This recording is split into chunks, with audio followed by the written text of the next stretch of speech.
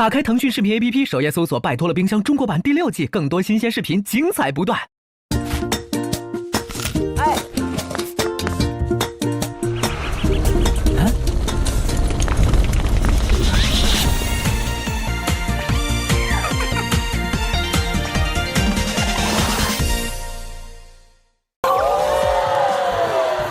全世界最好的美食就在你的冰箱里，只是你自己没发现。欢迎收看腾讯视频最强下饭综艺，拜托了，冰箱，你错了，我告诉你，抢拍，你上一期就是这样，他没抢拍，他这次拍对了，但是他讲拜托了，冰箱。我们只接最后一句啊，好不好？欢迎收看，拜托了，拜托了。腾讯视频。好，算了。可能这个开头要半个小时哦。超低，请大家不要往后拖拽你的进度条，好吗？欢迎收看腾讯视频最强下饭综艺，拜托了，冰箱，完美。我们的节目呢是由清爽灵芝的每一天独家冠名播出，小白乳白又白，焕活肠胃喝起来。清爽解腻零脂肪，活力满满每一天。我们节目是由一起好好喝杯茶的立顿联合赞助播出，一杯好茶换元气，轻盈自在无压力。今天我们开井柏然的冰箱。我想问一下宝儿，你知道你要来录拜托了冰箱是什么样的心情？我就很焦虑啊，为什么呢？因为我就想想我的冰箱里边都有啥，真的没脸来。另外一点还做不得假，因为这里有人知道他冰箱里有啥。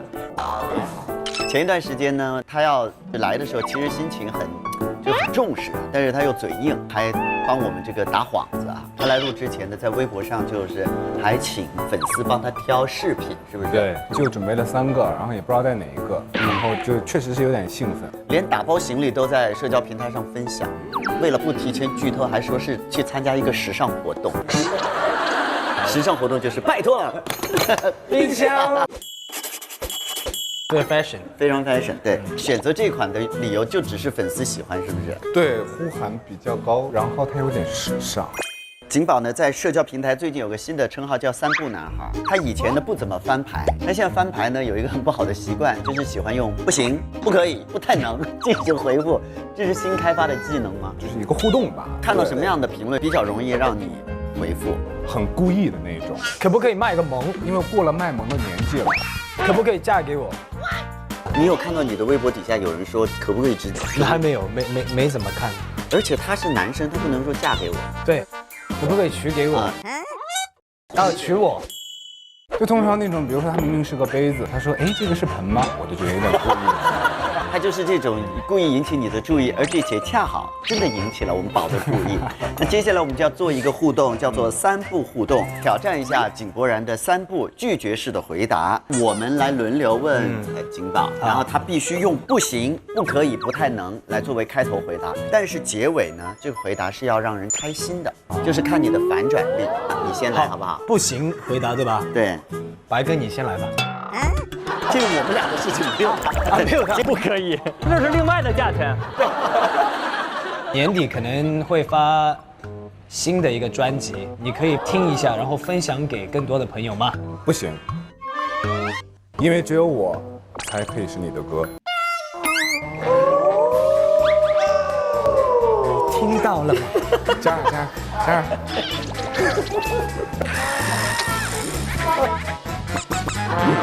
很冷。宝儿，你家里那个新的那个白的沙发，就是拍很多同事躺在上面的那个沙发，我好喜欢，送给我可以吗？不太能，因为我觉得一个沙发还不够。头婆，你懂了吗？为什么我们都不跟人交流，都跟土豆交流？你可以跟全世界的人公开表示我是你最好的朋友吗？不能，为什么？因为全世界的人都知道。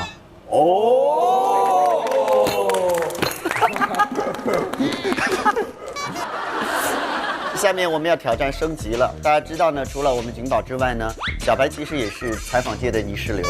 接下来你们要用一个好来做个这个回答的开头，但是结尾呢是要不能让对方太开心啊，就你们俩轮流问，好不好？小白先问，对，你问吧。把你房子送我吧。好，谢谢，谢谢，结束了。你把王嘉尔从微信里拉黑好不好？哎，停一下，这关我什么事？那我要说了，请问你跟萧敬腾的互动关小白什么事呢？这表示你很重要。对呀，你很重要。嗯，好。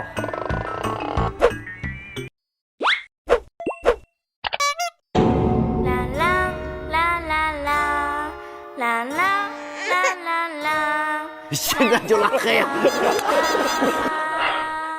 你把送何老师那个沙发送给我好不好？好啊，意思吗？好意思吗？ Punchline， 好，这样，嘉尔出一道实物题，好不好？先别看我哥，你看前面哥。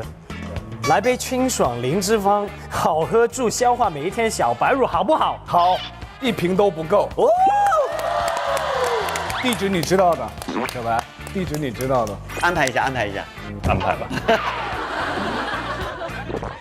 好了，我们今天呢要开井柏然的冰箱，我有一点失望，因为我觉得好像不太可能是原来的冰箱，因为它的冰箱比较宽，我是觉得这个罩子是罩不住的。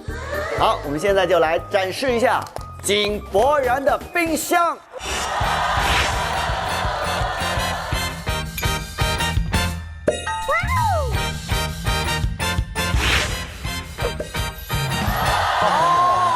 哦，这个对了，我懂了。是因为我的冰箱确实是2个单独的冰箱组在一起的，对只不过是我自己打了个铁皮柜，对变成好像是双拉门。既然它本来就是可以分开的，我们可以先从这边的看起，好不好？来吧，你好快啊！当然，我应该不会是冰箱史上最没有营养的冰箱了吧？哦，no 没有 no no，比你没营养的多的是。哦，那我就放心了。好，我们来看一下。 3、2、1，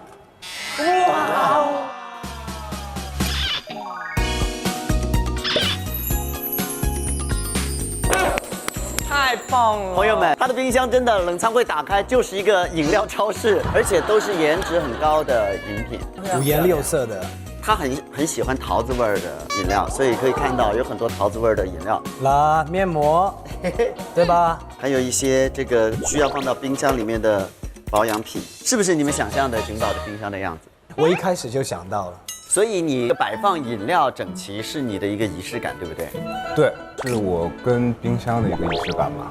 因为我小的时候就很喜欢逛超市啊，就是你在选的时候，妈妈就说不行啊，什么这个不可以啊什么的。所以小的时候就是看到这个饮料，你就有那么一个画面一直在脑子里面。对，有一些饮料是我可能旅行的时候觉得啊喝得很好喝，然后有一些回忆的饮料。但是你好像比较偏爱颜值高的。对，我经常在他家喝一些我没喝过的东西。对，因为每次去他家，他都会拿很多的饮品摆在桌子上，然后都看上去非常漂亮，非常精致。你家的那个苦味水你怎么不喝呢？不够精致。拍戏挣钱了之后才开始买这些贵一点的饮料，还是说没钱的时候也喜欢买饮料？我没钱的时候，很穷的时候，我就喜欢买饮料，然后我把很多钱都会买在水。为什么对水这么在乎？因为我每天在家的时候，就是这种 CC 的这么大桶的，我能喝4到5瓶啊，一天呢？对，我很能喝水，所以我就不停地跑厕所在家里。讲得太细了，汇报得太详细了。人不能没有水，所以我就是希望可以喝最好的水。他好像只喝一个牌子的矿泉水，就是我每次去他家都是喝那个。还是说客人来了你就给好的水？平时你在家一样的水？对，不是那样人儿，我是那样人儿吗？客人一来了，先把它收起来。不是，客人来了肯定是喝好的，然后自己在家拿那个自来水咚。因为你很喜欢买一些颜值很高的饮品，请你点评一下我们的每一天小白乳的颜值怎么样？这种极简的包装，这种搭配马卡龙颜色的梦幻盖，是不是非常的高级？而且呢是零脂肪助消化。整体看到包装的时候呢，就是觉得感觉不错，然后再一看这个代言，哇，值得拥有。同时又通过这个代言呢，学习了很多新的 pose，就比如说嘉尔，你对景宝哥家好奇吗？其实好奇你有看过有一个杂志介绍他的家？还没有机会。小白知道那个杂志，对不对我看过就是你看过杂志之后再去他本家，你会觉得他本家是什么样的感觉？我第一次去的时候，他家还没有换灯，整体会看上去有点昏暗的感觉，因为他跟我说他，需要在这种环境里面，对他睡眠非常的好，所以他喜欢在这种比较幽暗的环境里面。然后第二次去，他就把灯换了，他说我也看不见，就是太暗了。太暗，在家还要用手机拿那个闪光灯照着去秀间。但他的家真的是有很多小的细节，你会发现哦，原来家可以装成这个样子，就每个角落你去拍，就感觉去博物馆一样，就非常漂亮，而且非常容易取景，对不对？对，真的很好看。它有一个储物柜，是它藏在墙里面，你根本看不到那个墙，然后你轻轻碰一下，压一下那个储物柜的那个边，像那个钢铁侠家的那种，没那么夸张，那也倒没那么有夸钱了张。那一下它就很轻巧的打开，然后里面就什么东西都有。秘密机关那种。哦，因为我家的格局跟他家很像，我们住得很近嘛。然后我就是装完之后他装的嘛，他装完之后我就很想把我家打翻重来。80。小白，你的房子会按他的风格去弄吗？我自己在怀柔我买了一个房子，就是跟他是同一个设计师，但是风格完全不一样。我更喜欢更亮堂一点。就起码要看得到前面是什么。没有那么暗，他家没有那种大吊灯，它全是用淡淡的灯带或者是点状灯，或者是一些台灯、落地的灯来做一些光源的一些补充，再加上他用的墙跟那个家具的颜色都是一些雾霾色。就他真的对这方面很有研究。我也是去了他家之后才现在别着吧了，你刚才已经说得很清楚了。才打开了我喜欢这种装修的。但是你可以喜欢那种家，你怎么会把自己家装修得很亮堂呢？那天也没戴眼镜，我实在是看不见，又没戴眼镜又很暗。那你到底去了以后你看见啥？看见啥？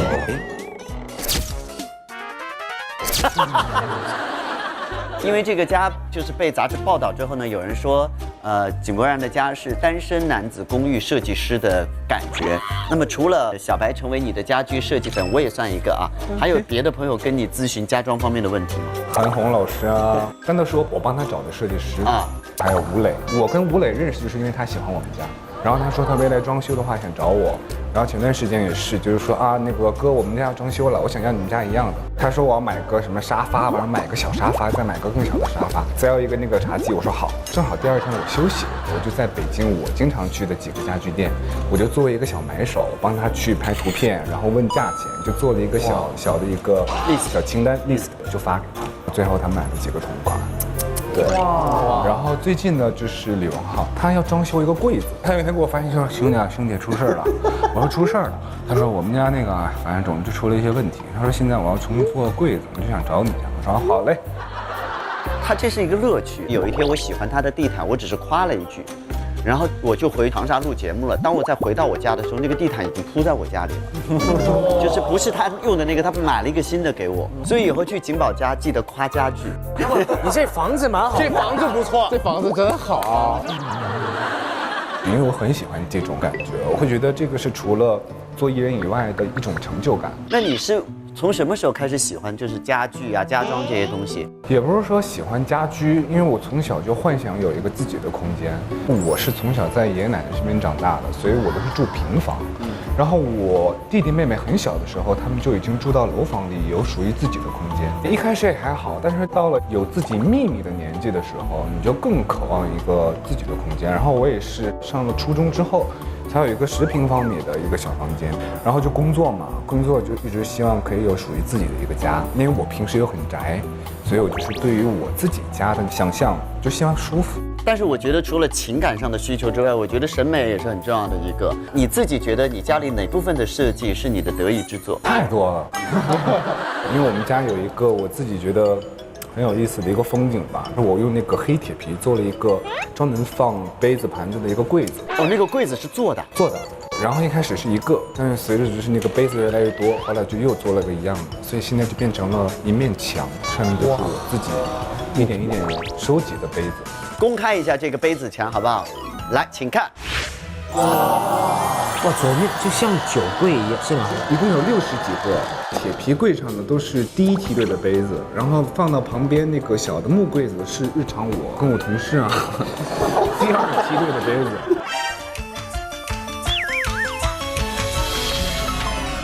梯队是什么？就是像我们去家里就会用到第一梯队最珍贵的那些杯子的。啊，你都去过景宝哥家吗？我跟你说，在北京除了我家，我去最多地儿就是他家，真的，这是实话。就是我们3位只有我没去过。好吧，下次有机会再去。我错了，我下次我给你买机票，让你飞过来，现在就飞专门去我家，就可以停在我们家楼上的那种，直接落地。我一定要用第1系列的第一梯队的杯子。对，所以小白，你有在第一梯队看到自己用过的杯子吗？我不太记得，因为太黑了。原来都不记得用杯子这一瞬间。我来看一眼啊，我用过哪些杯子啊？反正戴眼镜的那个我肯定是用过的，我印象特别深。艾尔西那个我好像也用过。对，其实我们用这个比较多，何老师。对啊，对，喝清酒。对，对。但是你这些我知道是分很长的时间，不同的时候去，世界各地找回来的，对不对？对。会不会担心哪个朋友平时比如手比较重，用杯子把它碰坏了或者怎么样？其实说实话，内心都会，抖一下。如果关系特别近，你就会提醒他轻一点，是不是？对，比如说小白的话，我肯定会说这个杯子，他可能对啊，你就是要温柔一些。何老师我就不会，因为何老师他是一个冷暖自知的人。我手轻。小白自从说了景宝家黑之后，就一直被黑。那家里人可以用杯子的话，需要问你吗？家里人其实都是第2梯队在用，对，因为不是我不给他们用，因为他们不敢用。哦，对，因为我就觉得我妈只要一来，就手都直哆嗦。你爸呢？我爸就很任性，有一次来陪我住一段时间，然后有一天早上我就发现，哎，我的那个第1梯队的一个杯子被拿到了水池旁边，我就心想我爸还挺有品味的，选了一个我最喜欢的，结果。我过去一看，近景里面泡了一个假牙，假牙，我就很生气。你这个操作，你要把我宰死！我又不能说什么，我说爸，这个是喝的，不是泡假牙的。然后我就心想，我就看这个杯子，我说它哪一点的气质像可以泡假牙的？这个杯子可能也就有一些情绪了，没过多久就被我们家的阿姨给打碎了。哎呀，对，那个真的是我最喜欢的一个杯子。打碎第1个的时候我没说什么，因为我们家阿姨很多年在咱们家，我就心想说，哎呀，阿姨嘛，就是你自己爸妈看也会给你打嘛。然后结果打第2次的时候，我就有点不开心了，我就很不客气的说了一句，我说阿姨，这个以后要小心，我说这个是我在国外背回来的，而且它确实不是很便宜。然后我们家阿姨就记下了这个仇，气死我了！记仇。对。然后没过多久呢，我又买了一个放糖的罐子，那个罐子它就是淘出来很薄、很脆的一个。出差回来之后，我就发现，哎，很久了，我们家都很干净，就只有这个糖罐子上面就是布了一层灰。对，阿姨不敢碰那个，因为它可能太脆了。然后呢，就是我自己也不争气，就可算回家了。没过几天之后，我看电视，因为我的脚就搭在那儿嘛，一挪，它上面那个糖罐的那个盖掉了，啪碎了。哦，我坦白讲，当时我心里慌了一下，我就觉得我好像留了一个画饼给到阿姨。面对疾风暴。然后阿姨来的时候呢，我就有意无意的，就是有点躲避，就尽量那个我们不对话、不看，也不对视。对。然后我就做我自己的事情。然后我们家阿姨是真的很故意，她说：“哎，小景，她那个糖罐的那个盖儿怎么没了？”我刚才不小心弄碎了。哦，碎了呀！碎了呀！然后我就很生气，阿姨肯定还是找着景宝的眼睛。哦，对，碎了呀！好尴尬呀！小小的细节可以看出那个景宝对生活的一些品质的追求，他其实是找一个合理的东西来寄托自己对生活品质的一个要求，而且这个东西其实相信每一个都有记忆，我从哪背回来的，然后我跟谁一起用过。我觉得这还是蛮美好的一个仪式感。那其实呢，在生活当中，我们时时刻刻都可以找到一些仪式感。比如说，你用这么精致的杯子呢，给自己泡一杯立顿红茶，放松一下身心，来唤醒元气满满的一天。佳佳你呢？你有什么是很多细节上就可以让自己觉得生活其变得更好？实我家其实也很暗因为我觉得家是一个在外面打拼之后，回到家是让自己最舒服、休息的空间。所以我的客厅我很喜欢打桌球，我会放一个桌球在客厅。哇塞！太棒了！就是这样的，客厅如果有一个桌球，它的装修风格基本上就定了。所以美式酒吧，对，是不是？所以我的客厅是要最怕的是要到那边去，从桌上翻过去，从桌上翻过去就好了。那个小白，你是喜欢收集什么吗？一个是喜欢球鞋，二是我喜欢买领带。虽然我不戴，但我很习惯。我不知道你有领带，就觉得自己会用到，然后觉得很漂亮，然后很精致。你有什么场合？对我好像没见过。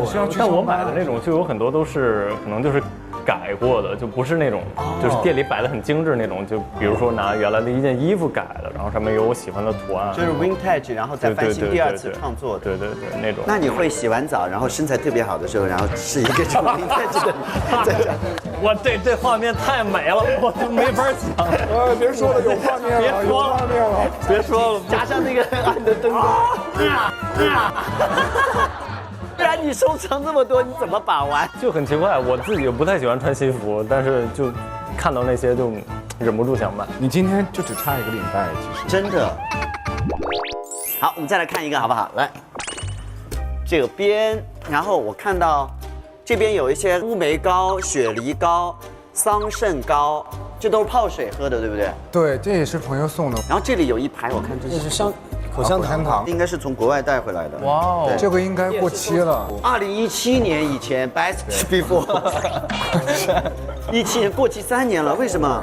姑姑从国外回来带给我的，然后我就也没扔。你也没吃，但是也不扔。对，所以很好看。对，它摆在这里整整齐齐。然后这里有一啊？为什么还有个对非常单独的放在这的挂面酱？这个不太像你冰箱里会有的东西。对，炒小龙虾的那个料包，为什么会有这个？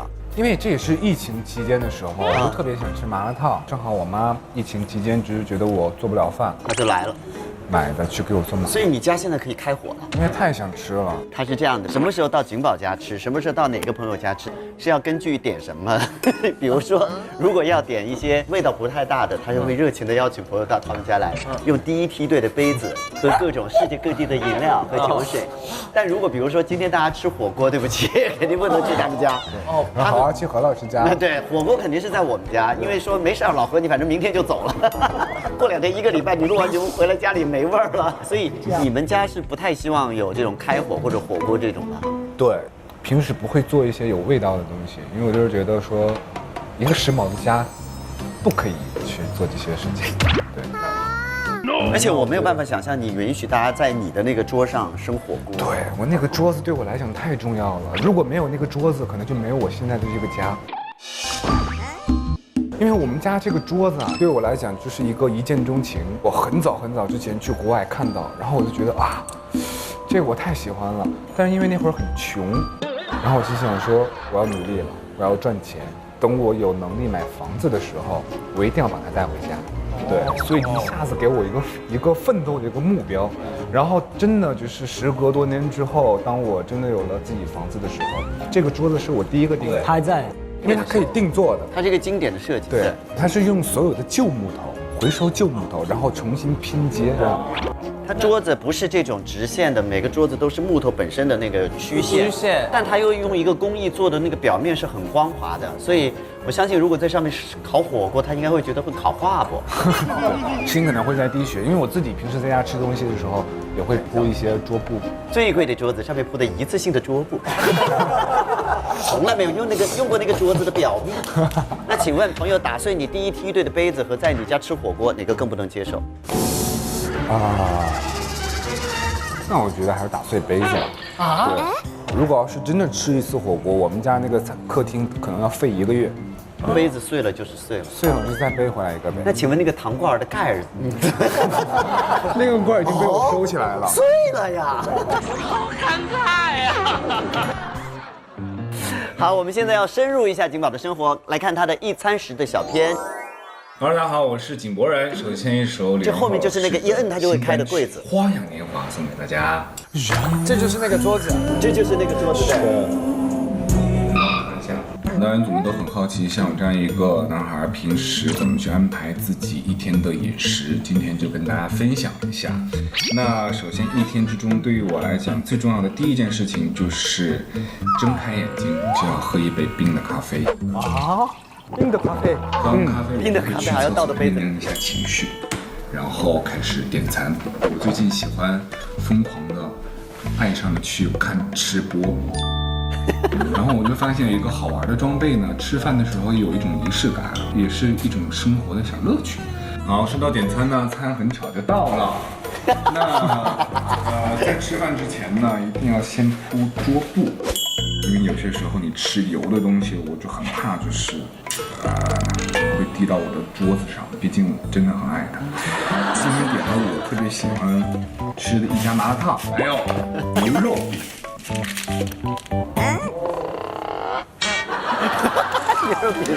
虚焦的。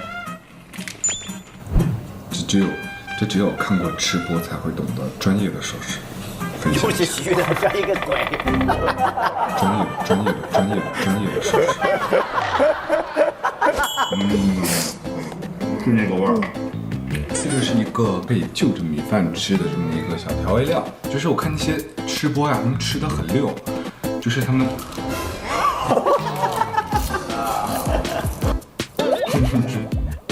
所以我看的时候就想说，哎，我回去的时候一定要尝试一下。麻辣烫，这是麻辣烫。麻辣烫，对。当我们吃甜点的环节，把它给勺进来。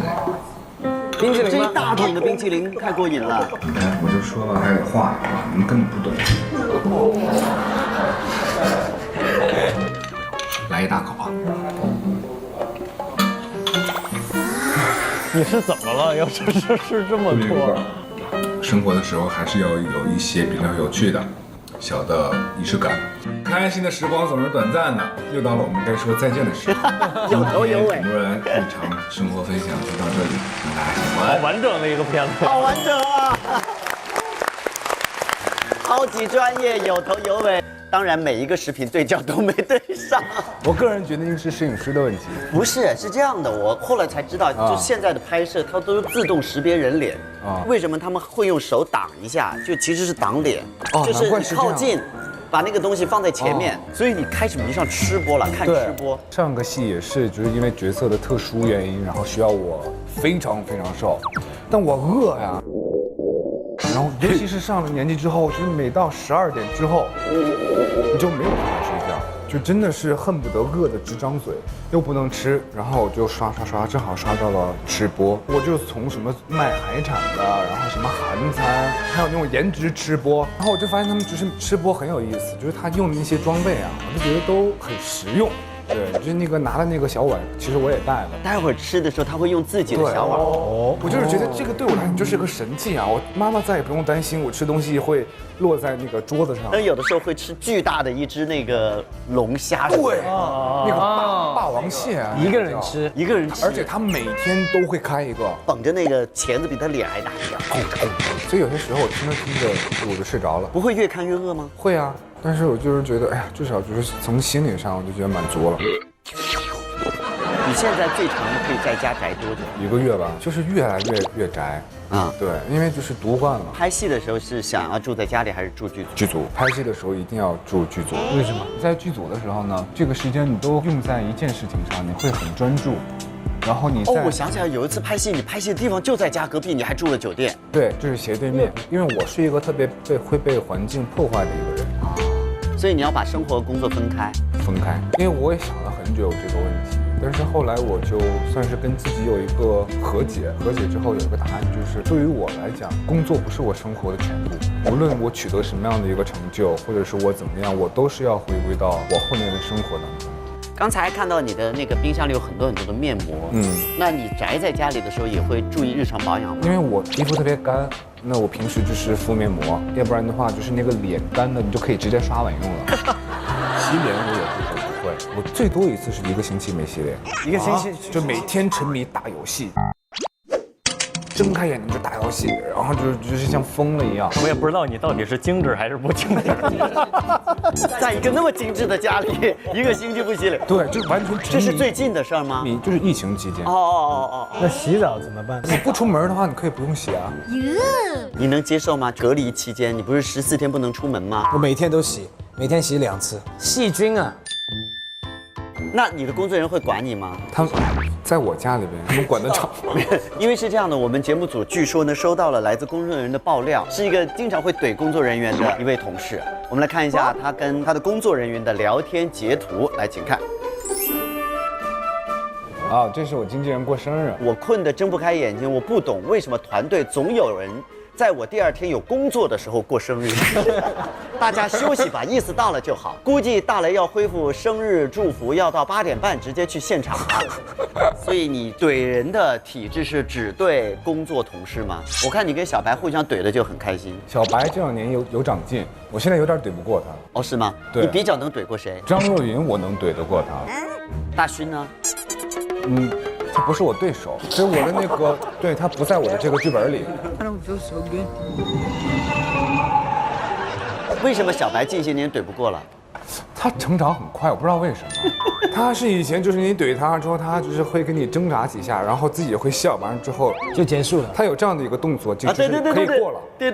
近几年他有点厉害，有的人就是怼吧，你会觉得是个玩笑，就当下就过了。但是小白有些时候怼你吧，是让你就是睡前都会想一想的那种，就是极其不舒服，就是那种很不舒服。上一次说到的在国外的那个司机的那事啊，他就问我说你认识蓝敬亭吗？然后我就说不认识嘛，他就想给我推荐那个火锅。然后我与此同时就是我说小白，我说我现在那个在哪儿，然后这个司机之前带过你，我说我现在那个就装作是一个学生，然后他跟我再推荐你去的那个火锅，然后他给我发了一个学生一个问号，说你还有那份纯真吗？他说难道不是去接孩子的吗？你太狠了。这个就是哎，给你怼得很舒服，就让你心服口服，就是闭嘴，马上闭嘴。现在不是太敢惹。你们2个互相怼的比较多的内容是什么？他总说自己是贵公子，然后你还说你自己是王子呢。他跟我说，你充其量就是个贵公子，但是我是王子。哦哟嘞，哦哟。他就是连生日的时候他都要怼你一下，我过生日的时候他就说。朝阳第2帅，生日快乐！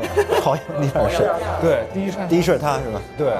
对，我现在已经懒得挣扎了。你知道他们2个怼的时候把你掺和进去了吗？我跟他们没有这种的记忆回忆，他们每次都是让着我。不是，他们是带上你，给你看一个截图好不好？这个是什么？他们2个在他们俩对话当中搜“贵公子”这个词条会出现的这个。我天哪！第1个就是跟你有关，笑死了！你逃跑的样子可一点都不贵公子。你还记得吗？你能猜到吗？我忘记了。就是微应该博之夜就是那个红毯那次嘛。啊！他们2个是这样的。立刻就开始嘲笑他。我说，贵公子是这个气质，第一时间就给他发了。当时你们俩是谁挑的头？我们一起跑的时候根本就不知道他会抓到我们。我们在那个现场遇到的时候，他就说哥，他说咱们俩一起走吧。我说好。他说这个场合，他说我很怕的。他说你不要离开我。我说好。他说那一会儿我搀着你。我就以为是个玩笑。我说好。然后结果真的到我们2个的时候，他就真的就是很正儿八经的搀着我。然后我们2个就这样很就是大富大贵的就走了过去，互相搀扶。因为经常会问到一些问题，我知道，我都真的不知道怎么回答。但是你们俩互相搀扶的那个样子真的很搞笑。然后我在中间我就一直想笑，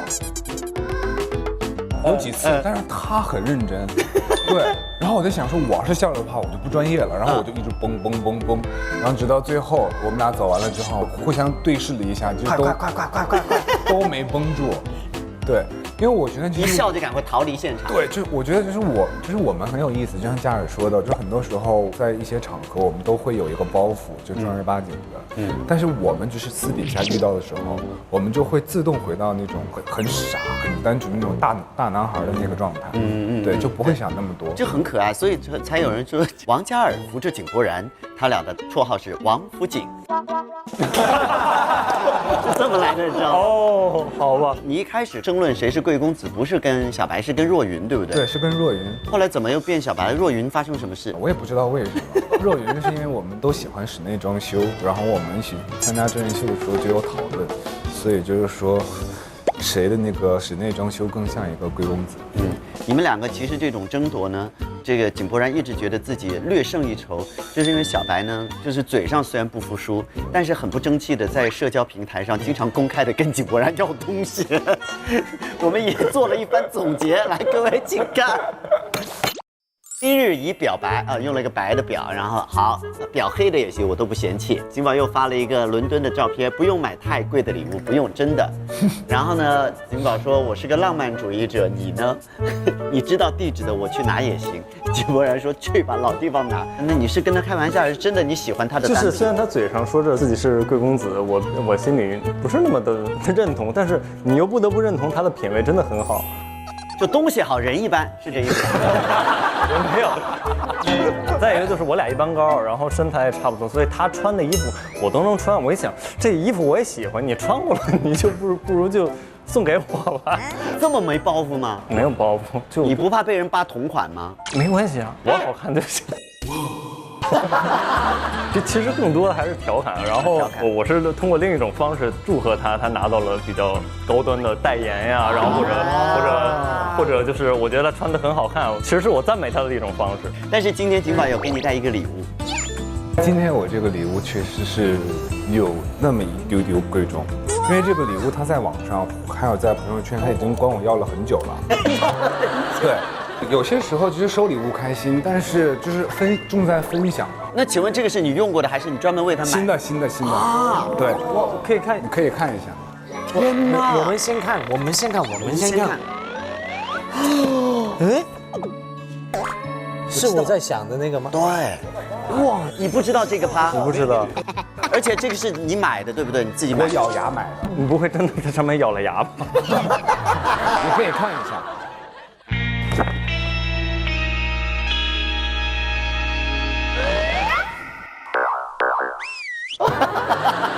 这么多年没见过白敬亭这么欣喜的表情。你看，这是我赢了吧？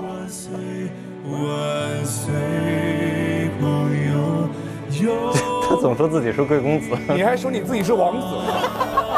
重在分享，其实是我赞美他的一种方式。哇！哎，你帮他戴上吧，我觉得。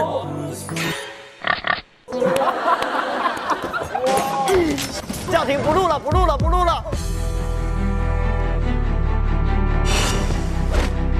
哎，拦一下，怎么回事？王嘉尔，叫停，不录了，愤然离场。哎，算了，冷静啊！你放开，冷静。这就是在玩弄我的感情。这是错疯了。关键是我非常生气的是，你这个颜色跟我今天那非常的配。哎，这个好看。我没有觉得今天穿的像小猪佩奇。他用了最贵的那个包装，送了一个小猪佩奇的表。我总结一下，今天我真的觉得我还是没有逃过成为自己最讨厌的那一类人。大勋。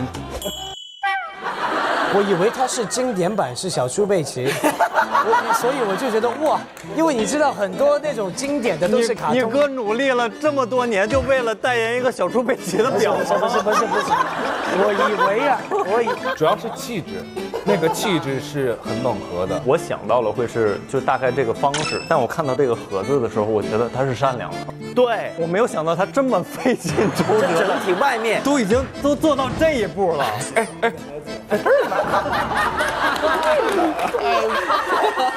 遮住脸，对，脸部之前那个表在这儿呢。脸部之前这个表在这儿呢。快拉住！来一次，留点好印象给彼此。好，关于贵公子的这个争夺呢，我们今天一定要决出一个胜负。首先，两位进行一个简单的辩论，每个人说一个理由，然后对方可以辩驳啊。比如说，小白，为什么你是贵公子？因为我觉得他不是。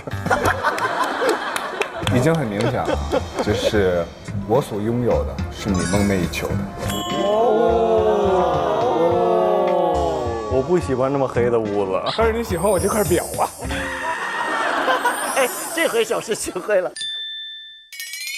那看来这样好了，我们今天呢有一个贵公子的拍照 PK 啊，这个因为用嘴皮子好像解决不了问题，我们用一些非常夸张的道具，看谁能够真正做到是贵公子。拍完之后，我们唯一的裁判是在这件事情当中无辜被牵连，但是呢他也很有发言权，是我们心中的也是贵公子之一的嘉尔啊，我去评判，评判好不好？第一样道具是大葱，每人2条吧，分一分 ，OK。还是你是贵公子，我觉得。但是我觉得就是这一块的气势，可能你比我拿捏的会更好。我觉得你更适合。青椒和大葱算一组，来，好 ，Round 1。哇！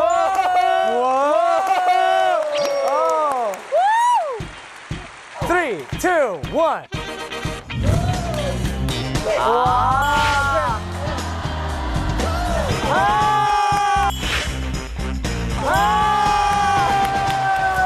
好，来到小白了，小白加油！你变负担。没事，不行我们就把你的剪在他前面。不行，我们单独拍一个反应，没事，来，小白来，3、2、1。这个很对，这个可以，这也不错，这也还不错。啊，就带东西带家伙来的，哇！还有什么？还有一个第2组，下面小白，你要不要先来？哦！唱歌。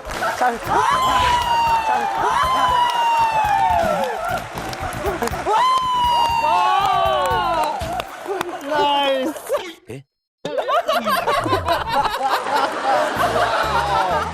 这局我觉得我输了。这局你输了，就是这局我觉得你这个气质拿捏的稳稳的。好，来，我们看景宝如何发挥。来，准备。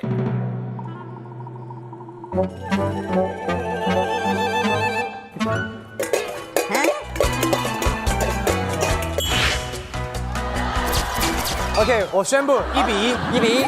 那是要加赛一轮，好不好？我们用每一天2位一起来啊！这是决赛局，必须3、2、1同时，不然的话就不公平了。3、2、1，开始！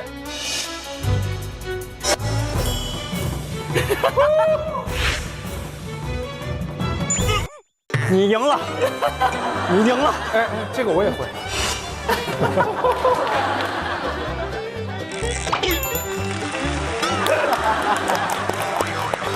怎么评判？我觉得气势上，景宝哥已经压到就快没了，是不是？你说什么？但是我还没说完，但是 OK， 请 sit down please。我觉得一个是贵王子，一个是贵公子啊，那还是有差别。你看他多在乎这个称呼。真的。好了，我们继续看冰箱。这边就看下面的了，松茸、海参，这是买的还是妈妈包的？包的。妈妈包的饺子。刚刚谁猜有牛排？真的是自己冰箱里的东西。你看，这刚才在家里吃的那一大桶的冰淇淋带回来了。冰淇淋，非常多的冰淇淋，手抓饼、印度飞饼，更多的饺子。啊，冰淇淋是你自己买的还是哪来的？疫情期间同事投喂。你那么怼他们还投喂你啊？其实就是相爱相杀。对，也可以是一种打情骂俏。下面又是一个他和工作人员的微信截图，我们来看一下他们的工作氛围。景小先生，哎，其实我也想尽量多给他们一点你平时的样子，你就是有点好到太润物细无声，我一时之间都感觉无法举例拿到节目里说你怎么好。景宝回答：原来我这么好，润物细无声，好高级啊！这里还有一张海报，这也太帅了吧！哈哈哈，灿灿的赞美是不分昼夜的，即便在黑夜也被这张美图击中呢。然后景宝就发了一个红包，我秒发，他就秒收了。如果有人在工作群里面彩虹屁到位的话，会得到红包。不会。那这个红包什么意思？我觉得他说的是实话。说了实话就给。对，他很真诚。如果这样真诚的在那个群里面说，夸老板的话，我觉得红包的钱可能比工资还要多。现在呢，我们要请嘉尔和小白来一个现场的彩虹屁。哎呦喂！发完了之后，警保现场会给你们分别发红包，你们现场来揭示一下各自收到的红包的大小。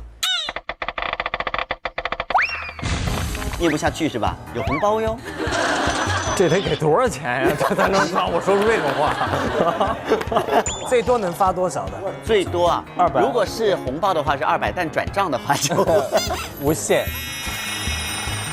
如果表现得好，还是有可能转账的。对，有可能突破200。对，来，この番組は井柏然の提供でお送りします。请注意啊，以下彩虹屁均由节目组提供，不代表白敬亭、王嘉尔个人观点。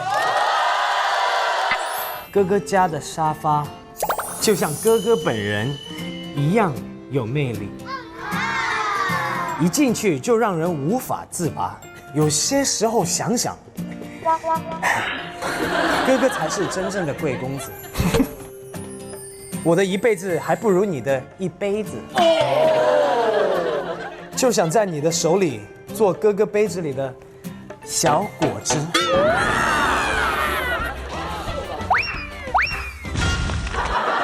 好，到小白了，这个非常的甜，请注意。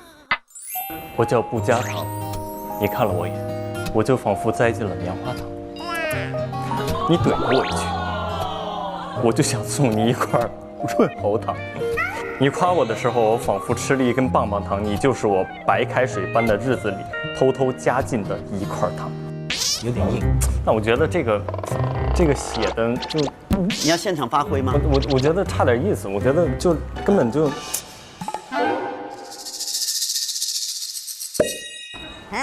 我觉得现在你在我心里面，偶尔是贵公子，但有了他，你每一天都是贵公子。植入的彩虹屁。哎呀，怎么说呢？就是整体前面那一段，它有点不太服气的感觉。对，我也觉得，然后有那么一些不太真诚。对所以我觉得我已经有了我的答案。为什么我们一定要读这个呢？就是我们发自内心的彩虹屁。你来一个发自内心你来一个，我就期待你的那个。他刚才来了一个嘛，说有了每一天，你就是我心中的贵公子。那你来一个，自由发挥的。发挥对，自由发挥，来自由发挥的来。但这个不能影响这个结果。OK， 好，我是一只井底之蛙，我掉进这个井就叫井柏然，因为 I only know you。哦，剪掉吧还是？我觉得我还是给他发吧，就是彼此都很难受。我觉得我是一只，我求求你了，你赶紧给他发。是一只非常想要红包的井底之蛙。你发我一吧。抬头看见，我求求你，就看到景宝哥的脸，很真诚，很真诚啊。他正在发给我红包，还有转账。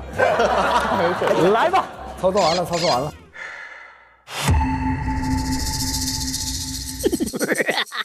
就我还是没想到，就是他还是大方。发了2个是吗？对，2个。第一个是发给那个就是念的那个，但是你有多少钱？为什么要分开呢？你讲了2次啊表。演吗？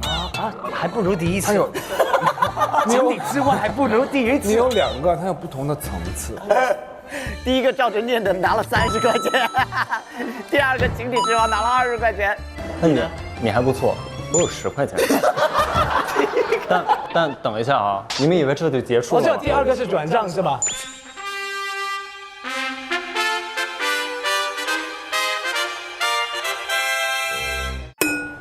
没看到是什么？黑的，写的什么？10块钱。这是我留给你最后的尊重。我还是赢了，我还是这只蛙也蛮好的。好，我们还有一边的冰箱，我们马上看一下，来，请看，哎，这边哦对，看完了。这边看完了，又是各种各样的饮品。这上面有一些蔬果了，这是葡萄，2根黄瓜，2个西红柿，有丑橘哎，你这么注重颜值的人。让我很好吃。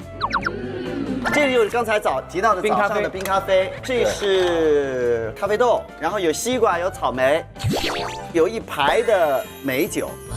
辣白菜哦，辣白菜，去骨凤爪哦，这个好吃。还有很多就是配面条用的坨坨牛肉，煮了面条就刚才那个挂面。对，这边有很多不同的酱，这个应该是黄豆酱、豆瓣酱，各种的沙拉的汁、番茄酱和梅子。好，下面这边来了。没什么。 OK， Sorry， 可以解释。看到家里还是有一点点酒的哈。对，平时自己在家会喝吗？我自己只有过一次自己喝酒的经历，就是有一段时间工作太累，然后睡眠不好，我就听一个朋友说喝酒可以助眠嘛，然后我就管我一个做酒品牌的朋友要了2瓶他们品牌顶级的威士忌，然后我就放了一个这么大的冰块，倒了一丢丢，然后还兑了水，我就喝了。喝完之后确实挺困，但是那一天就是我吐到早上6点，吐到了早上6点，是空腹喝酒？没有，那是我第一次喝威士忌，还是没有找到适合你的。我其实要给你推荐一个东方威士忌，竹叶青酒，这口感清甜的，这个度数非常低的威士忌，38度，刚刚好适合我们的聚会，很漂亮哈。冰镇的很好喝，它颜色不像那种白酒的颜色，它是金黄色的，很好看。它是比较像那个草本的味道。它这个里面有12种药材来萃取的，入口会有一点点甜，大家可以尝一下，好不好？东方 whisky， 东方威士忌好喝。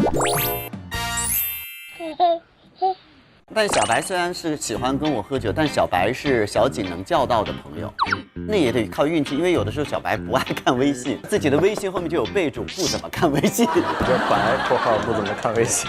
找小白你得前一天先提前问一下在吗，第2天才会给你回。你有没有给他发微信他不回你着急的经验？我很生气，那都不是着急的事儿了。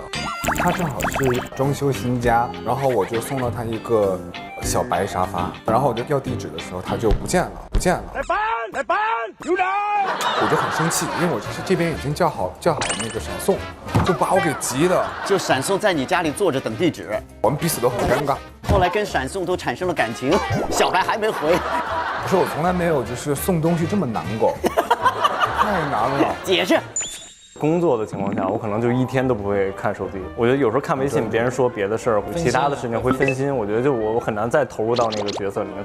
如果我觉得今天的戏很重要的时候，我干脆就不看，我就会看剧本或者干一些其他的事情。有时候就忘了，然后第2天早上起来再回，就这个时差慢慢就多了。熟悉我的人都不给我发微信了。那通常跟小白哥发信息的话，我都不会发信息，就直接打过去，每次都听的。我有几个朋友是开始不怎么喝，然后后来就是慢慢的跟我一起能喝一些。小景是一个，嘉尔是一个。我完全之前是不是那么？我知道嘉尔是一个，小白也是一个。我们是师兄弟啊，原来我们都一个师傅带出来的。对，师兄师弟，师兄，我现在都是高手级别了，我觉得。你觉得你跟小白谁酒量好？肯定是我师弟，因为他喝完酒真的没有什么反应。我觉得他不是酒量的问题，他是平时不怎么喝酒，是。我1年中90%喝酒的这个次数都是，剩下那10%是跟我爸。我也是，那只能说你有天赋。真的，我觉得不跟特别好的朋友在一起，其实不太想真的喝酒。而且我们是特别不喜欢那种就是纯喝酒。对，喝酒只是比如聊事儿、看片子、谈心。所以坦白讲，我们家的酒都是为何老师准备的。还真的是，这是真的。我没有跟你喝过酒。咱们上次见面都3年前了。3年前了，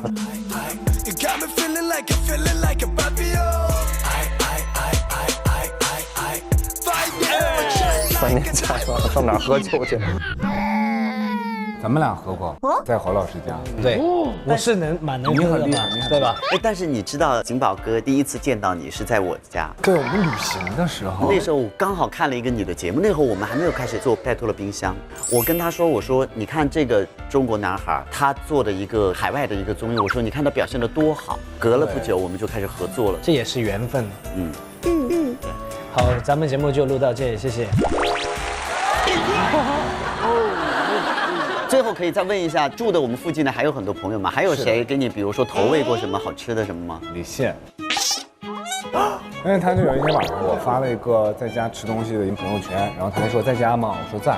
他说你要吃车厘子吗？我说好。他就是刚健完身之后就洗了个澡，然后就穿那个裤衩，就拿了一个碗，他嘻嘻哈哈的就来了。然后来完之后，我就说，哎，说好的车厘子呢？那不就是几个樱桃？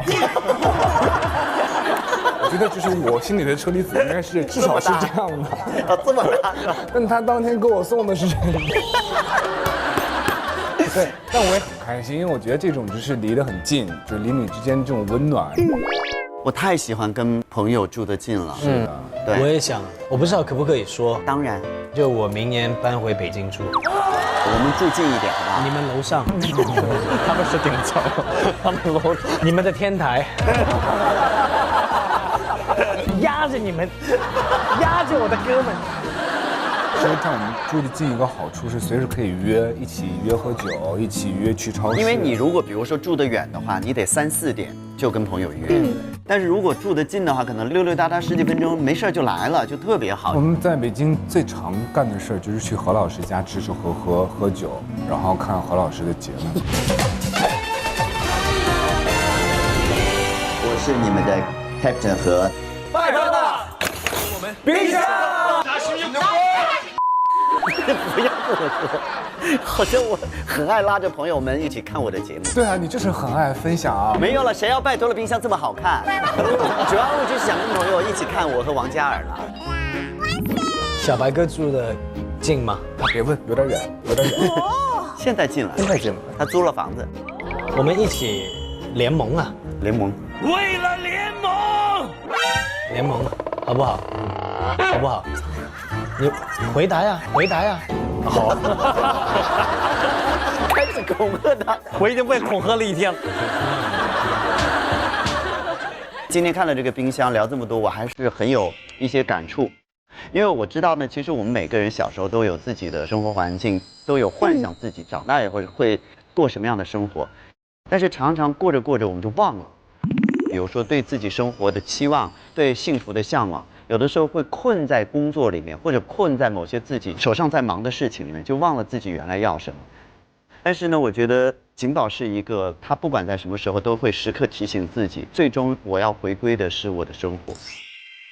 总是懂得给自己的生活留一点空间，也许是一个从国外精心带回来的杯子，也可能是几年前我买不起，后来我通过自己工作努力，我可以买得起的一个桌子。这些小小的细节都证明，在我们生活当中有非常重要的事情会给我们带来幸福感，而这个东西其实是你自己可以为自己争取到的，它可能没有那么的触不可及。今天我们打开井柏然的冰箱，我们最学会的就是生活的幸福感其实是握在自己手里的。那下面我们就请景宝来跟我们分享他的料理诉求。我的料理诉求很简单，因为我觉得我的冰箱对于大家有点难，他们都说我们家就是有点不接地气，所以我就是希望今天烹饪的这一道料理可以带一丝的烟火气。哦，火锅，我建议我们这刚才不是还剩了一点吗？吃那个就好了。我觉得好像也差不多了。做什么菜呢？这是你怎么也这么说？6位大厨都跃跃欲试，你作为 MC， 你做什么菜呢？我们请6位厨师来把你们的料理的关键词打到屏幕上。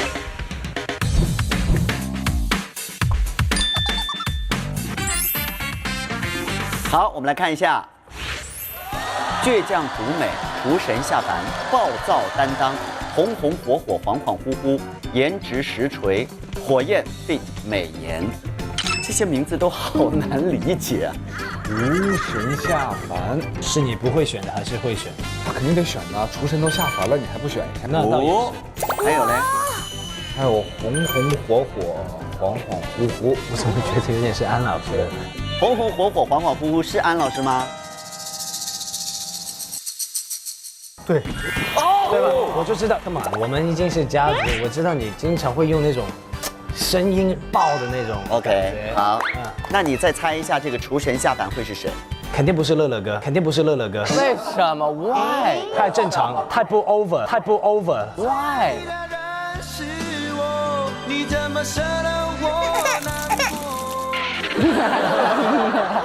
乐乐，你今天的料理的关键词是哪个？厨神下凡，厨神下凡，下凡。It's me, it's me。哇哦，你今天好准啊！一个是准的准，一个是不准的准。感恩啊，感恩，因为我特别喜欢井柏然，真的非常。说出3个他的优点：第一，我看了他所有的戏；第二，然后我看过他所有的综艺；第三，但是我没有见过他本人，他本人超帅。衣品非常了得，在我心目中排名第1的就是他。那我想知道我排名第几？啊，你是在别的区域啦？你是别的他是哪个区域嘛？他的衣品是不是因为这块手表耽误的啊？这可是井柏然送给我的，因为你没有选我呀，我总得夸他面子，知道吗？这里还有一个，这个衣品怎么了？你不是，你是在别的区域。哪个区域嘛？但是好像说你在盲区，盲区。你就让一下我嘛。OK。到底小白跟嘉尔今天谁要跟安老师搭档，谁要跟乐乐搭档？哥跟哥，弟跟弟。哎，乐乐，你跟安老师谁大？啊？你说哪？他任何地方都比我大吧？这是今天乐乐受到的最大的伤害。好了，来两位，我们来看一下揭晓。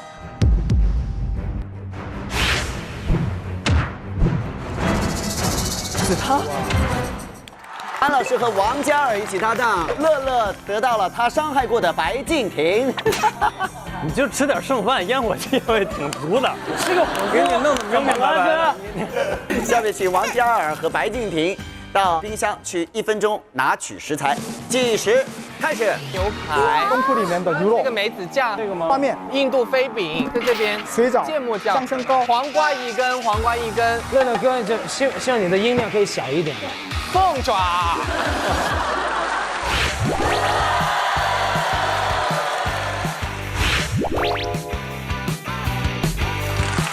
好，现在呢，景宝的虚荣心得到了极大的满足，场面一度非常的热烈，好像产生了哄抢。那接下来就马上转移到我们的料理区，开始今天属于井柏然的专属料理对决。哟！开始了，双方已经杠起来了。朋友们，我首先有个问题想问一下我们冰箱的主人景宝，你为什么穿着小白的衣服呢？因为我觉得要吃一些有烟火气的食物，就要穿一些有烟火气的衣服，这也是我进餐时候的一个仪式感。他这么诋毁我，还得给他做吃的。对不起。但小白没事，你上一期吃火锅的时候也穿了他的外套，你俩的招是一样的。然后再给大家看一个可爱的东东，这是景宝自己带来的整套的吃播的器具。好的，那现在双方已经做好准备了，我想问一下，乐乐有信心吗？其实我对安老师我真的有点蛮害怕的，毕竟是2个狮子之一嘛。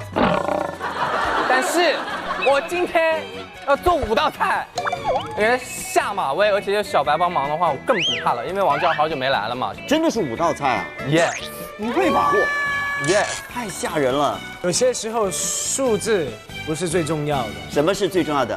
素质是最重要的。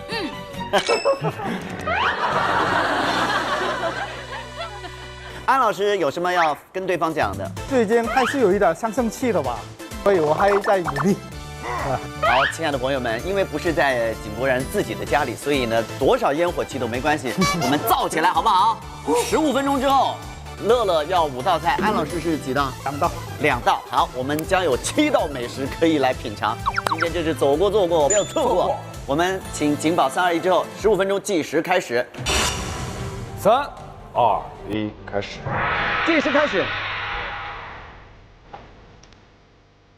刚吃的我知道蛋黄。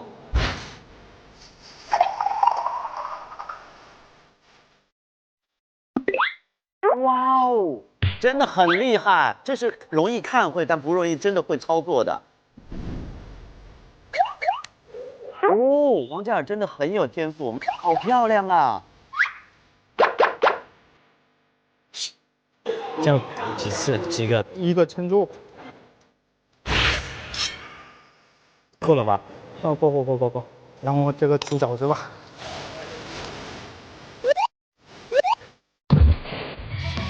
佳佳你在干嘛？炸饺子是吗？啊，不是煮饺子。煮饺子。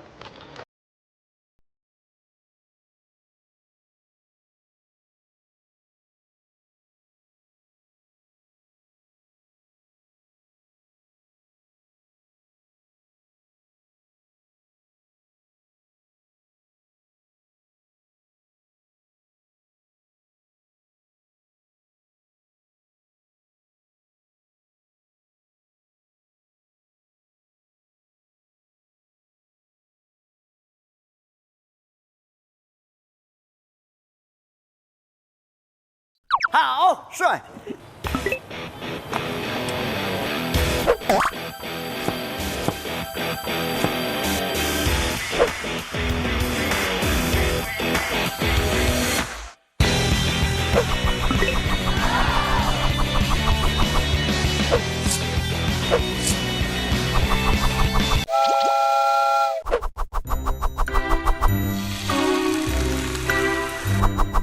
哎，乐乐，锅！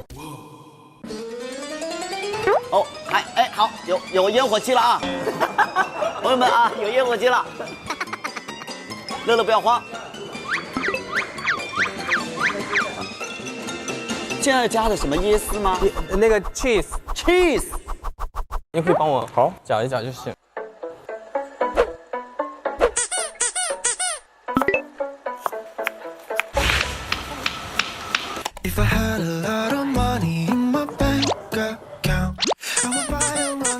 5道菜不可思议哎！我来倒计时，现在还剩13分11秒。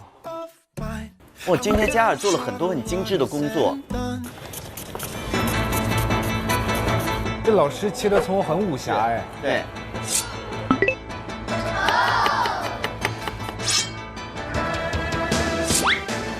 哎，对，好，这样，特别重要的。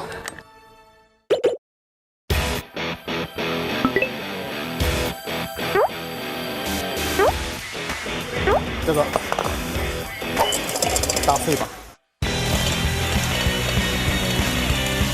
嘉尔你在打什么？那里面是什么？咖啡吃。哦，好香啊，闻到了。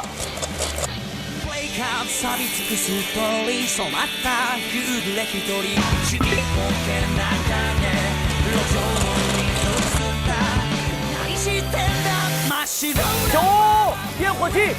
哇哦！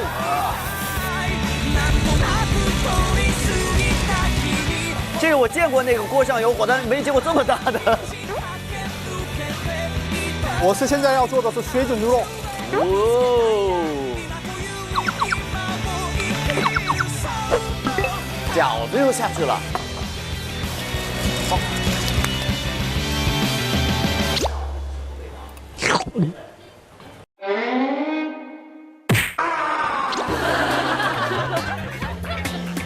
嘉儿怎么了？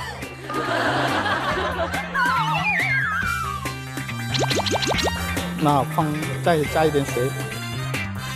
我这一点。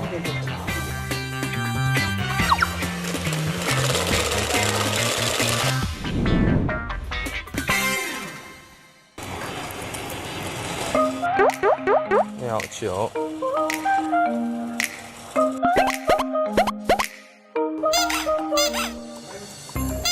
乐乐现在他的5个料理，我现在都看到都还是半成品。泡椒凤爪。啊，你怎么又洗了？我要去除它的那个味道。小白，你还在搅？我跟你说，一会儿你都离不开这个，你今天晚上做梦都想了。哦，非常好，就要搅。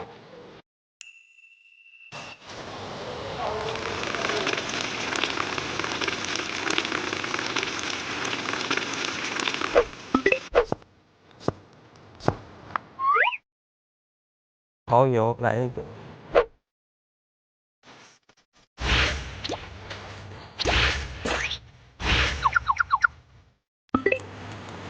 那是个拌的菜是不是？一个凉菜。好酷啊！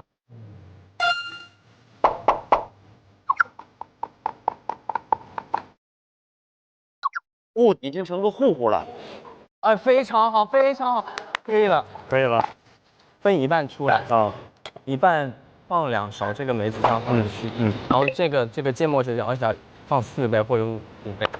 哇，很重要的工作交给了小白。小白听明白了哈？听明白了。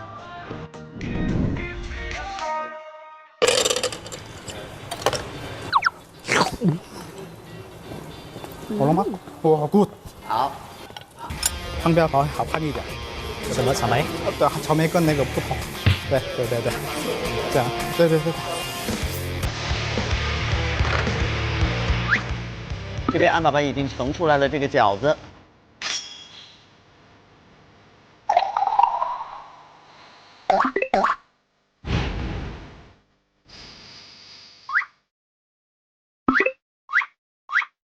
只是这样吗？对，这个也是，这个一开始6，然后放在那个跟草莓跟其他东西一样，看6，都要这样，6吧。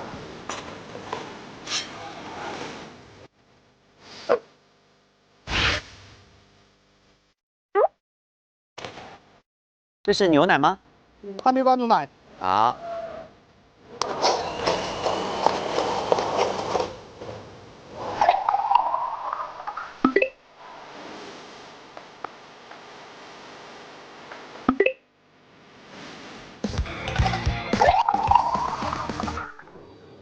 哇。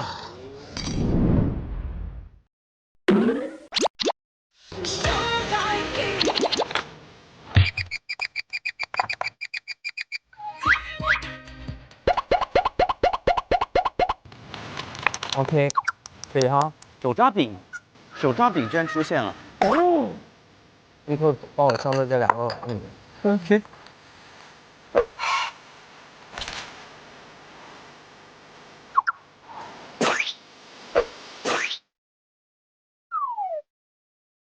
好，这边也开火了，朋友们，我们乐乐终于开火了。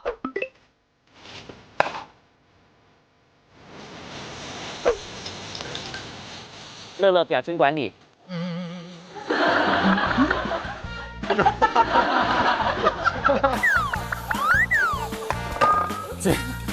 你帮我就是炒一炒，用筷子或者用铲子。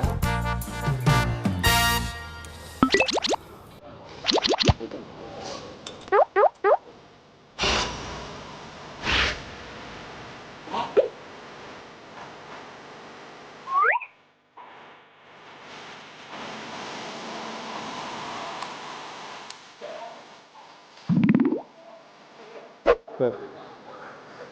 啊，桑葚酱。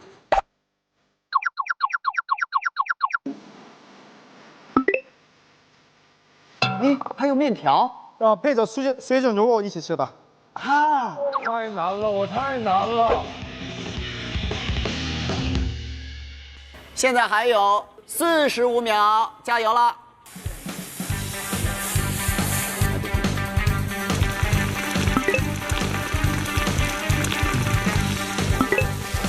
哦，我的天哪！听到那个油浇下去的声音没有？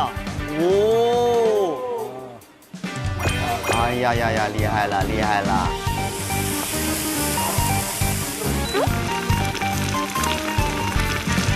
放上面，对。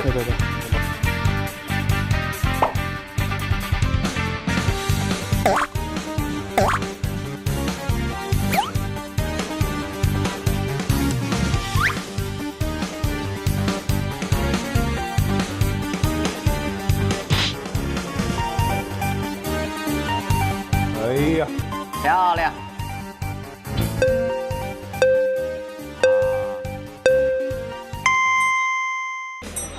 来，掌声！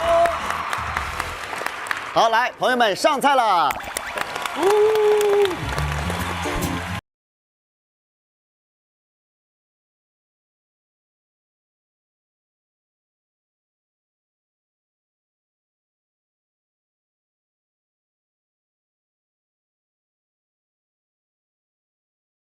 高级料理。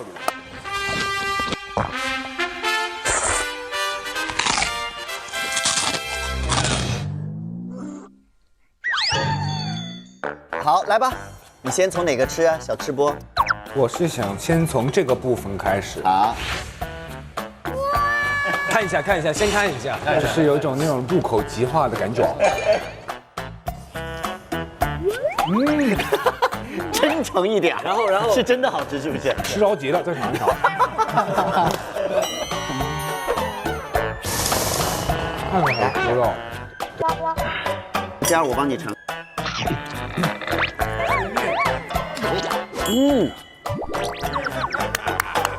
它这个面是怎么吃的呀？面是里面那个蘸着吃。好，来，请。安爸爸，这里面鸡爪配凉面，哦，对不起，配凉面绝了。谢谢。这个太好吃了，我的天！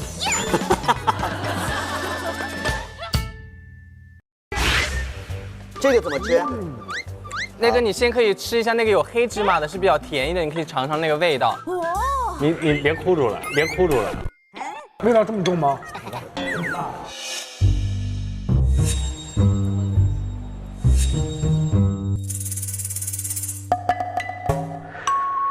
真的好好吃啊！是不是？蘸着那个炸的吃。这有点法式哎，这个。对。哇，好酥啊这个！我还身在法国的感觉。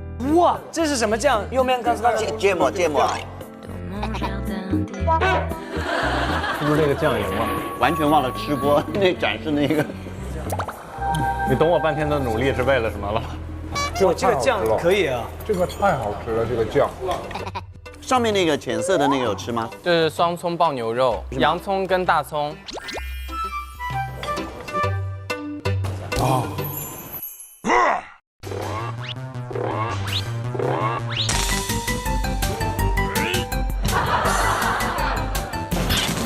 你是不是有点辣着？但我很喜欢这个刺激的感觉。我帮你解辣。好，来瓶清爽解油腻的小白乳。快！只有死里生气了。清爽。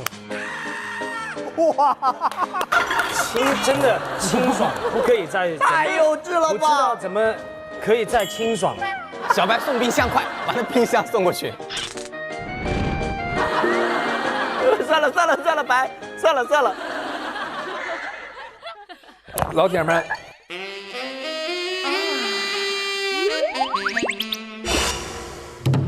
老铁们值得信赖啊！好味道，是种好味道啊！不是好味道我不要，好味道我不要啊！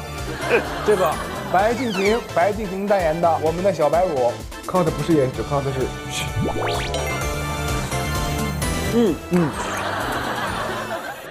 美米，嘉尔做的。安老师，这中间这个是什么？上面是咖啡，中间是那个牛奶，布丁类似的。我太难了，你太难了。因为这两个配搭里面都有很高级的食物，但也都有井柏然想要的充满烟火味的烟火气的食物。这是既考虑到你的贵公子气质，又考虑到你要的这个烟火气，所以两个人都是很用心。是的。好了，想好了吗？想好了。虽然这个选择对我来讲真的很难，你看着我，更多你看着我，我尝到了烟火味的味道，有更多的人要体会到了。OK， 更多的，想清楚。我们这边是可以接受微信转账的。按照惯例，我们今天依然是有且仅有一枚我们的主厨勋章。到底今天冰箱的主人井柏然会把这一个给今天的哪位大厨呢？是谁的料理里面让我们景宝更多的感受到了烟火气？平心而论啊，两个都是好味道，对，两个菜系都是我自己非常喜欢的。但是就着今天的这个主题呢，烟火气，我有了完全根据自己的主题的一个理解判断。对，这个跟味道无关，因为都是好味道。对，所以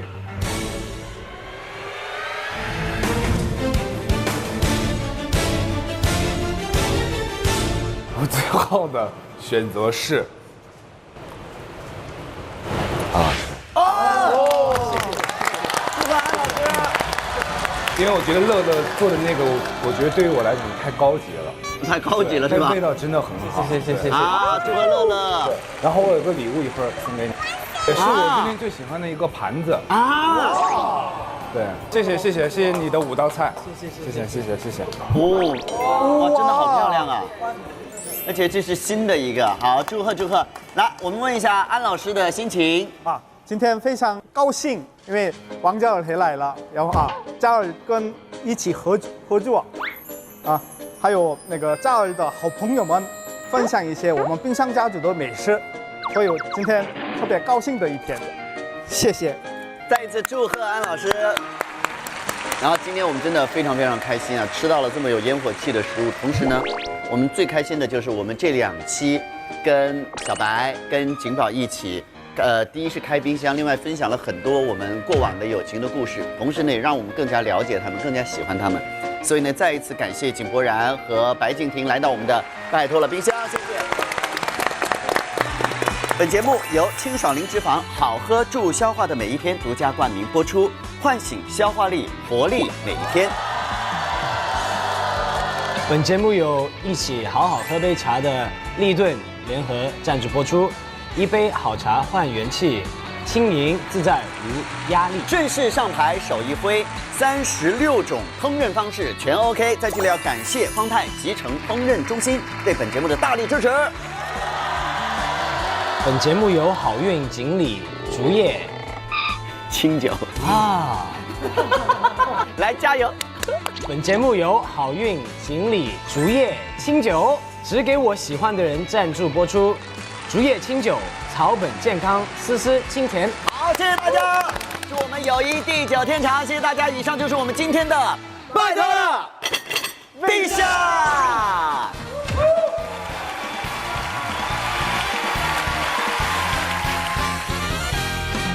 欢迎我们今天的冰箱主人。感谢新浪微博对本节目的大力支持，感谢特别合作媒体新浪娱乐的大力支持。欢迎杨超越，女士们、先生们，音乐。我被拉走哎！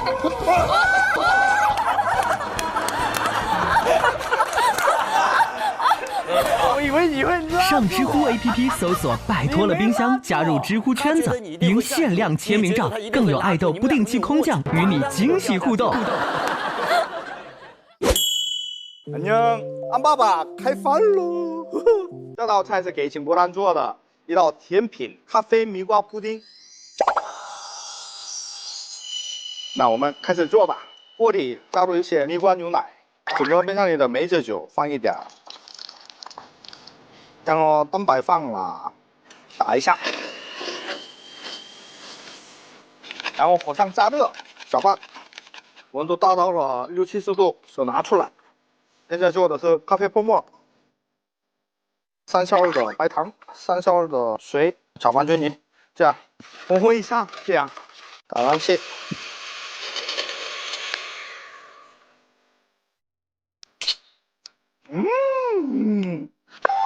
摆盘好看一点儿，糯米雪糕切开溜，耶！布丁好了，这块拔下来，上面放一点咖啡，上上光，跟意大利黑醋一样。